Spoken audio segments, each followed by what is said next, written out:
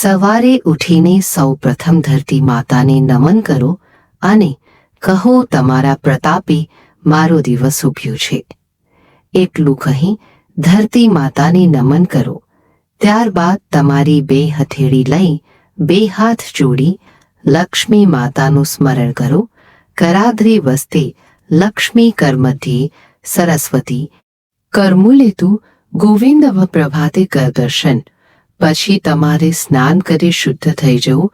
ત્યારબાદ ગંગાજળ, હળદર અથવા ગાયના ગૌમૂત્રનો ઘરમાં છંટકાવ કરવો અને તમારે પણ છંટકાવ કરી લેવો.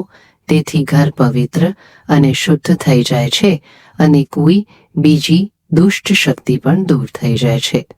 આટલું કર્યા બાદ તમારી કુળદેવી અને લક્ષ્મી માને એક દીવો અને અગરબત્તી પ્રગટાવો. સ્ત્રીઓને ખાસ તે વહેલા ઉઠતી હોય છે એટલે અંધારામાં સાવરણીથી વાળવું નહીં, કારણ કે અશુભ માનવામાં આવે છે.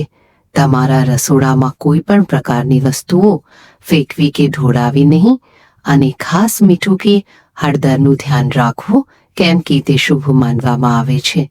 સ્ત્રીઓએ ખાસ સવારમાં સારી વાણી વાપરવી અને ઝઘડો કોઈની સાથે ન કરવો જોઈએ, કારણ કે સવારનો સમય ખૂબ જ શુભ માનવામાં આવે છે. સ્ત્રીઓને ઘર સ્વચ્છ રાખવું જોઈએ, કેમ કે લક્ષ્મી માતાને તેવા પવિત્ર ઘરમાં વાસ કરે છે. સ્ત્રીઓએ ગાયને અને કૂતરાને એક ગોળને રોટલીમાં ખવડાવવો. સ્ત્રીઓને તેમનું થોડું ધન લાલ કપડામાં વીંટાળીને રાખવું.